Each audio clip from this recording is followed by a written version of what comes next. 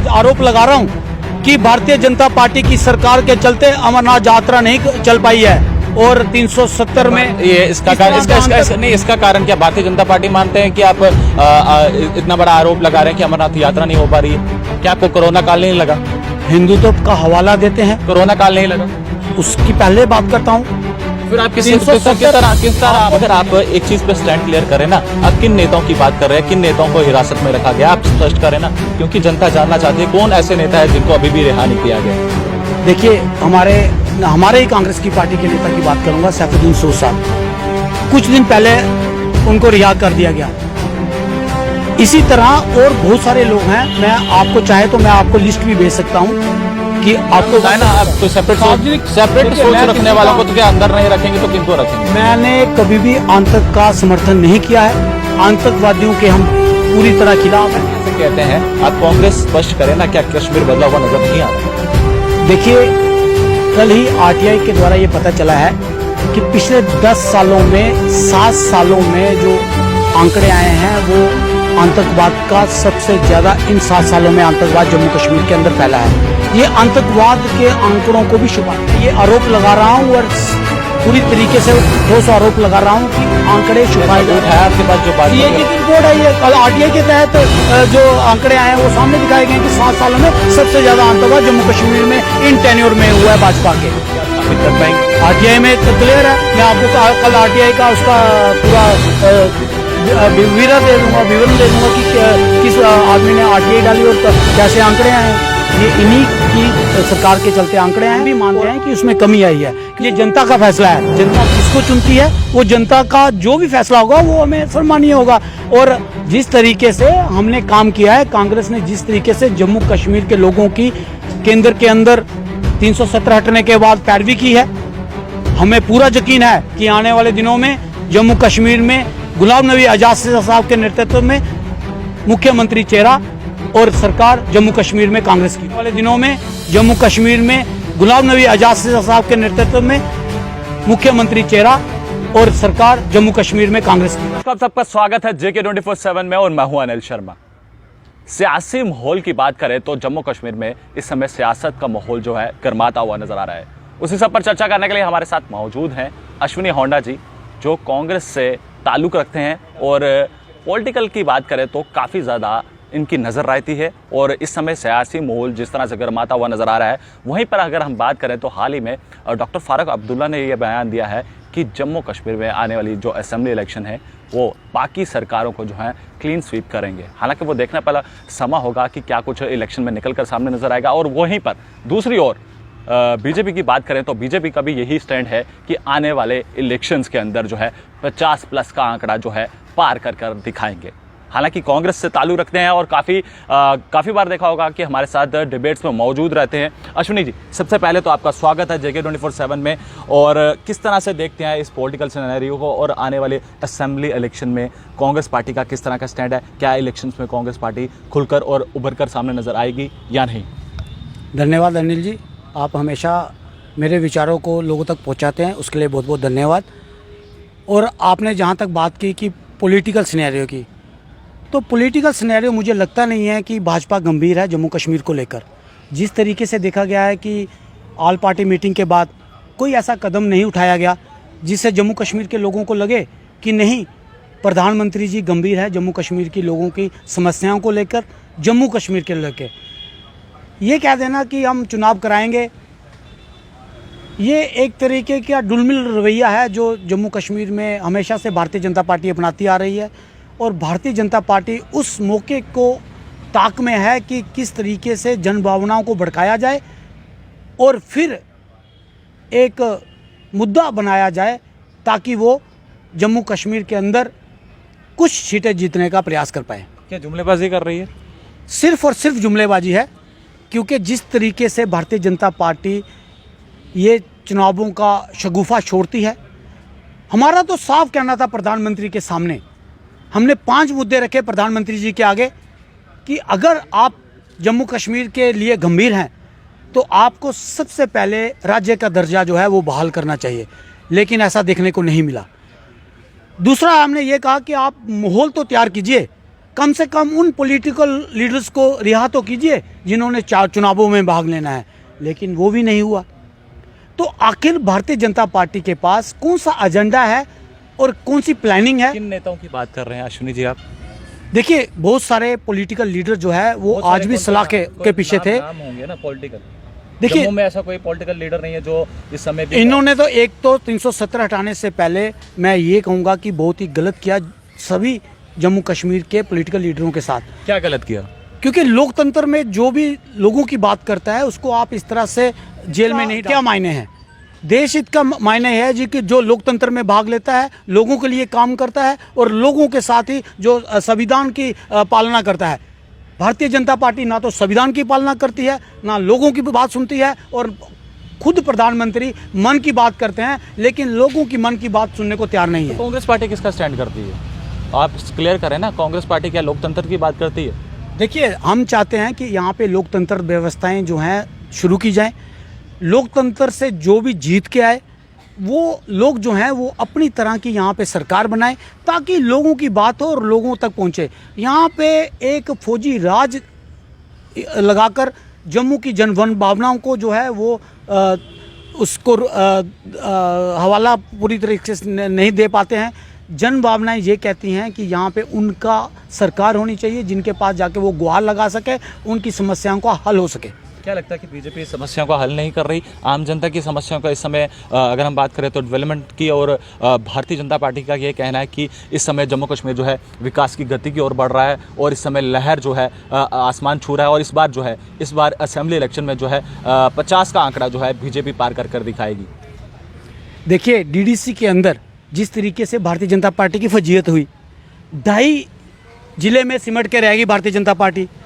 इनके 2 भी chairman DDC में नहीं बन पाए और भारतीय जनता पार्टी की यही चिंता सता रही है कि अगर यही हाल रहा और जिस तरीके से भारतीय जनता पार्टी हमेशा जम्मू कश्मीर के लोगों के साथ जुमलेबाजी करती आ रही है और भारतीय जनता पार्टी जम्मू कश्मीर के लोगों को एक डिस्प्ले प्रोडक्ट के रूप में पूरे भारत में उसको बेचने का काम करती है, वही आज उसी नीति के चलते वो ये यहाँ पे सरकार बनाना चाहती है। जो लोग जो हैं वो उब चुके हैं।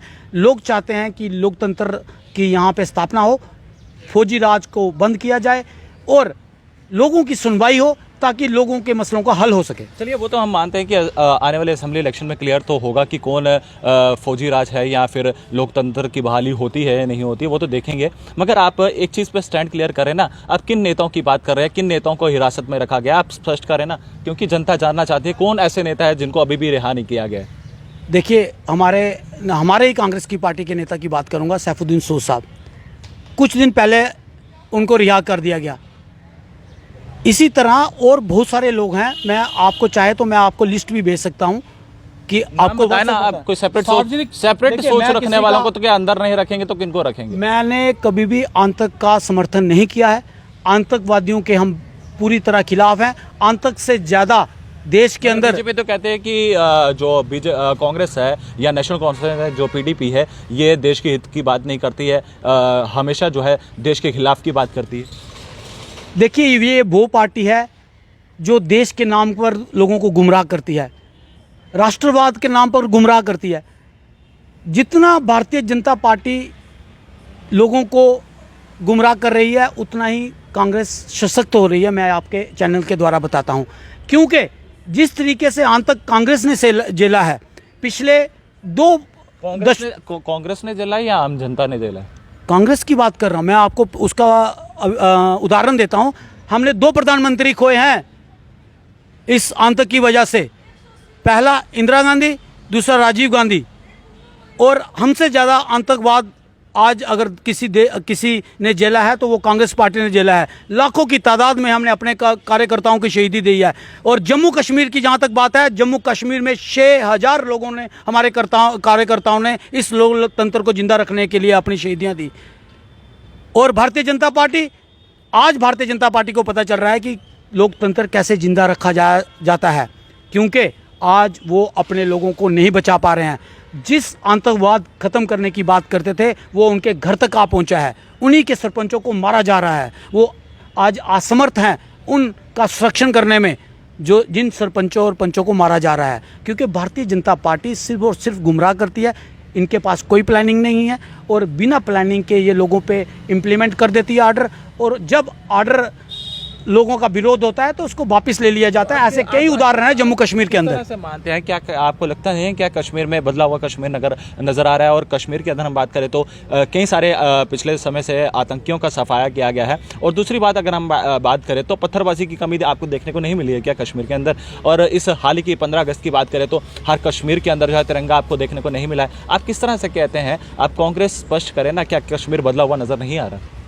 देखिए, कल ही आरटीआई के द्वारा ये पता चला है कि पिछले 10 सालों में 7 सालों में जो आंकड़े आए हैं वो आतंकवाद का सबसे ज़्यादा इन 7 सालों में आतंकवाद जम्मू कश्मीर के अंदर फैला है।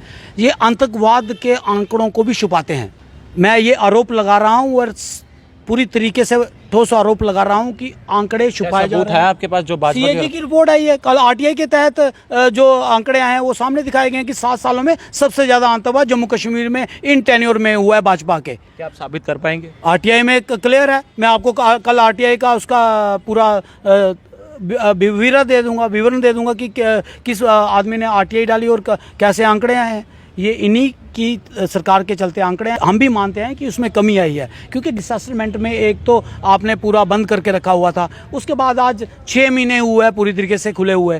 तो अगर पत्थरबाजी कम हो जाती है तो कांग्रेस को यहाँ लोगों को क्या प्रॉब्लम है? अच्छी बात है अगर ये हो जाता है, लेकिन इसमें सरकार का। क्या कांग्रेस के समय में पत्थरबाजी और आतंकवाद कम नहीं हो सकता था? 2007 में पर्यटक यहाँ पे खुल के आता था, एक भी घटना खुल के नहीं आ रहा। पिछले 5 वर्षों से, जब से भारतीय जनता पार्टी की हिंदू राष्ट्रीय जो पार्टी है वो अमरनाथ यात्रा पूरी नहीं कर पाई है। ये उदाहरण मैं आज आरोप लगा रहा हूं कि भारतीय जनता पार्टी की सरकार के चलते अमरनाथ यात्रा नहीं चल पाई है। और 370 में ये इसका कारण क्या भारतीय जनता पार्टी मानते हैं कि आप इतना बड़ा आरोप लगा रहे हैं कि अमरनाथ यात्रा नहीं हो पा रही है? क्या आपको कोरोना काल नहीं लगा?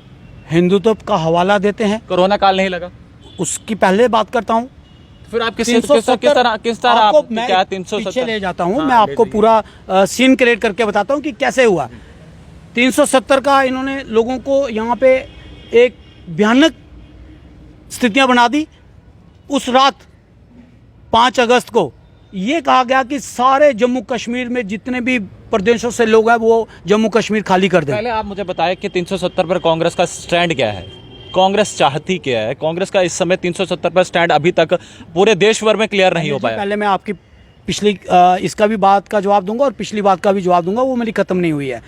क्योंकि 5 अगस्त वो ऐसी रात है जम्मू कश्मीर के लोगों के लिए जिसने मनोवैज्ञानिक तौर पे ऐसा ही छाप छोड़ी लोगों के ऊपर कि आज भी लोग जो है उस समय को सोचकर जो है वो भयभीत हो जाते हैं कि ये कहा गया कि लोग हैं वो घाटी छोड़ दें। और उसके बाद अमरनाथ यात्रा को सस्पेंड कर दिया गया। ये किसने कहा कि देश छोड़ दें? किसने कहा है? केंद्र सरकार ने ये कहा। देश तो कहा नहीं होगा। नहीं, बाहर के जो लोग आए थे, देश छोड़ने के लिए नहीं बोल रहा हूँ मैं। आपने अभी बोला ना देश छोड़ दे। मैंने प्रदेश छोड़ने के लिए बोला। आपने प्रदेश नहीं कहा, आपने देश बोला। मैंने प्रदेश की आपने देश बोला। आपने देश बोला। मैंने बाहरी लोगों के लिए बोला है। आपने देश बोला। मैंने बोला जो बाहर के देश के लोग आए हैं, ये बोल रहा हूँ। मैंने ये नहीं कहा कि देश छोड़ दें। मैंने बोला जो विदेशी आए थे, जो पर्यटक थे, उनको और लोगों को बोला कि आप घाटी छोड़ दें। तो किस तरह से भारतीय जनता पार्टी ये दावा ठोकती है कि हम हिंदूवादी हैं, हम हिंदुओं की रक्षा करते हैं। आप अमरनाथ यात्रा पिछले 7 साल से सही तरीके से नहीं चला पाए हैं, जो कि सबसे बड़ी यात्रा जो है अमरनाथ जी की है, और जिसके चलते हमारे केंद्रीय मंत्री ने इस्तीफा दे दिया था। श्री रमन भल्ला जी ने जब टैक्स लगाया गया अमरनाथ यात्रियों के ऊपर, तो उन्होंने ये कहकर इस्तीफा दे दिया क्या कि हिंदू यात्रियों पे टैक्स नहीं लगेगा। और दूसरी तरफ भारतीय जनता पार्टी जो हिंदू होने का क्लेम करती है, वो आज तक यात्रा नहीं चला पाई है। ये सबसे बड़ी विडंबना है देश के लिए और ख़ासकर जम्मू कश्मीर के लोगों के लिए, क्योंकि सारा का सारा दारोमदार जम्मू कश्मीर के लोगों का पर्यटक पे है, जिससे उनकी रोजी रोटी चलती है। और भारतीय जनता पार्टी यात्रा को कंप्लीट नहीं कर पाई है, और मुझे लगता है आगे भी ये कभी कंप्लीट नहीं कर पाएंगे, क्योंकि भारतीय जनता पार्टी को संरक्षण देने के लिए कोई भी उपाय नहीं है। चलिए, आप 370 पर स्टैंड तो क्लियर करें, पूरे भारत को बताएं कि कांग्रेस पार्टी का 370 पर क्या स्टैंड है। स्टैंड साफ है, सुप्रीम कोर्ट के अंदर है। न्यायालय को हम पूरी तरह से मानते हैं। न्यायालय का जो फैसला आएगा वो सर्वमान्य होगा, चाहे कांग्रेस हो, चाहे देश की कोई भी पार्टी हो, सबको उसको सम्मान करना चाहिए। उसी तरह जो भी न्यायालय का फैसला होगा वो उसके पक्ष में रहेंगे। आम जनता तो खुश है ना। 370 हटने के बाद जम्मू कश्मीर बदला हुआ नजर आ रहा है, उनको विकास हो रहा है, जनता का यही कहना है। आम जनता अपने आप को किस तरह से प्रकट कर पाएगी कि वो खुश है? आम जनता वोटों के द्वारा ही उसकी उत्पत्ति दिखती है कि हाँ आम जनता खुश है। तो उसमें डीडीसी इलेक्शन में बता दिया भारतीय जनता पार्टी को, जिस तरीके से भारतीय जनता पार्टी की बुरी तरह हार हुई। सभी चेयरमैन जो है, मैक्सिमम चेयरमैन एनसी और अदर्स पार्टीज के बने, हमारे भी बने। तो भारतीय जनता पार्टी को कितने वहाँ पे चेयरमैन बने? तो भारतीय जनता पार्टी की हताशा ये है कि भारतीय जनता पार्टी ये सोचती थी कि हम जन भावनाओं को भड़का कर जम्मू कश्मीर के अंदर जिस तरीके से वो देश में भड़काते हैं, जम्मू कश्मीर में उसी तरह करेंगे, लेकिन वो उसमें सफल नहीं हो पाए। आज भारतीय जनता पार्टी की हताशा ये है कि वो जम्मू कश्मीर के अंदर अपने आप को ठगा हुआ महसूस कर रही है, असहाय महसूस कर रही है, क्योंकि लोगों ने आज समझ लिया है कि भारतीय जनता पार्टी सिर्फ और सिर्फ देश को गुमराह करती है। उसी तरह उसने जम्मू कश्मीर को गुमराह किया है। मैं आपसे ये जानना चाहूँगा, मुझे ये चीज़ क्लियर करें, आप ये बता सकते हैं कि कांग्रेस पार्टी की क्या कुछ उपलब्धियां हैं 2008 से लेकर अगर हम 2014 तक की बात करें, तो क्या कुछ आपको लगता है कि कांग्रेस पार्टी ने उपलब्धियां की हैं और देश के हित की बात की है और देश को बढ़ाने के लिए बात की है? देखिए, जब हमारी सरकार यहाँ बनी, श्री गुलाम नबी आज़ाद साहब हमारे मुख्यमंत्री बने, और वो जो टेन्योर है, आप किसी भी जम्मू कश्मीर के नागरिक से पूछेंगे तो वो उसको स्वर्णीय मानता है। जिस तरीके से एक इतिहास बना दिया कि 18 घंटे का वर्क कल्चर करके और 2 साल के अंदर सुपर स्पेशलिटी तैयार कर दिया गया, ये देश के लिए भी उदाहरण है कि किस तेज़ी से काम हुआ। तहसीलें बनाई गई, डिस्ट्रिक्ट बनाए गए, और डिलिमिटेशंस की बात करते हैं तो ये श्रेय जो है वो गुलाम नबी आज़ाद साहब को जाता है। चलिए, आप मुझे ये बताएं कि आपको क्या लगता है कि बीजेपी ने इन 7 सालों में, आपको कोई लगता है कि कोई उपलब्धि भरा काम किया है, कोई आम जनता के हित में काम किया? आपको क्या लगता है कि इन 7 सालों में बीजेपी ने कोई विकास का काम किया है? आपको अपने व्यक्तिगत राय से क्या लगता है, कोई एक काम? देखिए, मुझे बीजेपी सिर्फ आंकड़ों में उपलब्धि दिखाई देती है कि बीजेपी जरूर आंकड़ों में उपलब्धि कर लेती है। गवर्नर साहब आते हैं, 1 लाख बेरोजगारों को रोजगार देंगे, उसके बाद वह वाले गवर्नर साहब चले जाते हैं तो उसकी जगह लेफ्टिनेंट गवर्नर आ जाते हैं, वो उसको घटाकर 70,000 लोगों को रोजगार देने का वादा करते हैं। उसके बाद हमारे नए गवर्नर साहब जो सिन्हा साहब बड़ा प्रचार करते हैं, वो कहते हैं कि हम 30,000 देंगे, लेकिन बड़े दुख से साथ कहना पड़ रहा है कि भारतीय जनता पार्टी जम्मू बीजेपी का तो कहना है कि 76,000 नौकरियां दे दी गई है। हाँ, वही बनाने वाला हूँ। और परसों ही खुद गवर्नर साहब ने ये सार्वजनिक किया एक प्रेस कॉन्फ्रेंस के अंदर कि 3,000 फॉर्म्स आए और हमने 1,300 लोगों को नौकरियां दी। और भारतीय जनता पार्टी 1.5 करोड़ की आबादी को 1,300 नौकरी देकर व्याख्यान कर रही है कि जम्मू कश्मीर में विकास हो गया। विकास की परिभाषा देश और स्टेट के अंदर पर कैपिटा इनकम एक नागरिक की कितनी बड़ी है, उससे उसका आंकलन किया जाता है। लेकिन भारतीय जनता पार्टी सिर्फ आंकड़ों से खेलती है और आंकड़ों में उपलब्धि बताती है। ज़मीनी स्तर पर आप देखेंगे कि भारतीय जनता पार्टी पूरी तरह विफल साबित हुई, और आने वाले चुनावों में, जिसका ये बहुत व्याख्यान कर रहे हैं, आने वाले चुनावों में इनको लोग धूल चटा देंगे, ये मेरा विश्वास है। क्या लगता है कि इस समय आप भारतीय जनता पार्टी में किससे चेहरा देखते हैं? अगर वो कहती है कि अगर हमारा सीएम आता है, अब मान लें कि बीजेपी का सीएम आता है और जम्मू कश्मीर का मुख्यमंत्री बनता है, खासकर जम्मू का मुख्यमंत्री बनता है, तो आप किस चेहरे को देखते हैं? आपको क्या लगता है कि भाजपा के प्रदेश अध्यक्ष रविंद्र रैना सीएम चेहरा है या नहीं है कि ये मुख्यमंत्री होंगे? ये हमारा कहना नहीं है, आपकी व्यक्तिगत राय जान रहे हैं हम। हमारा कहना नहीं, हमारा आपसे सवाल करना है। देखिए, ये जनता ने चुनना है, ये जनता का फैसला है। जनता किसको चुनती है, वो जनता का जो भी फैसला होगा वो हमें सम्मानीय होगा। और जिस तरीके से हमने काम किया है, कांग्रेस ने जिस तरीके से जम्मू कश्मीर के लोगों की केंद्र के अंदर 370 हटने के बाद पैरवी की है, हमें पूरा यकीन है कि आने वाले दिनों में जम्मू कश्मीर में गुलाम नबी आज़ाद साहब के नेतृत्व में मुख्यमंत्री चेहरा और सरकार जम्मू कश्मीर में कांग्रेस की होगी। चलिए, बहुत बहुत शुक्रिया हमारे साथ बातचीत करने के लिए। तो इन्होंने स्पष्ट कर दिया है कि अगर कांग्रेस इस असेंबली इलेक्शन में अगर जीतती है तो हमारा चेहरा जो है इस समय जिन्होंने स्पष्ट किया है कि गुलाम नबी आज़ाद जो चेहरा होंगे और उन्हीं को इस बार जम्मू कश्मीर असेंबली इलेक्शन का जो है मुख्यमंत्री घोषित किया जाएगा। चलिए, ये तो देखने वाला समय ही बताएगा। और कहीं ना कहीं इनका ये भी कहना है कि भारतीय जनता पार्टी सिर्फ जो है जम्मू कश्मीर को लूटने पे लगी हुई है। हालांकि वो देखने वाला समय ही होगा कि क्या भारतीय जनता पार्टी इस असेंबली इलेक्शन में जिस तरह से 50+ का आंकड़ा पार करने का वादा कर रही है, वो देखते हैं कि इलेक्शन में क्या कुछ निकल कर सामने नजर आएगा। वो आम जनता ही फैसला करेगी और आम जनता के हित पे ही छोड़ते हैं। और जिस तरह से खास मुलाकात के लिए हमारे साथ मौजूद थे अश्विनी होंडा जी, जो हर बार हमारे साथ रहते हैं और हर बातचीत पे और हर विषय पे जो है बातचीत करते हैं। तो आप भी अपने कमेंट बॉक्स में राय लिखें और कमेंट बॉक्स में कमेंट करना ना भूलें। तब तक के लिए आप बना रहे JK24/7 के लिए। कैमरा पर्सन दीपक कुमार के साथ, धन्यवाद।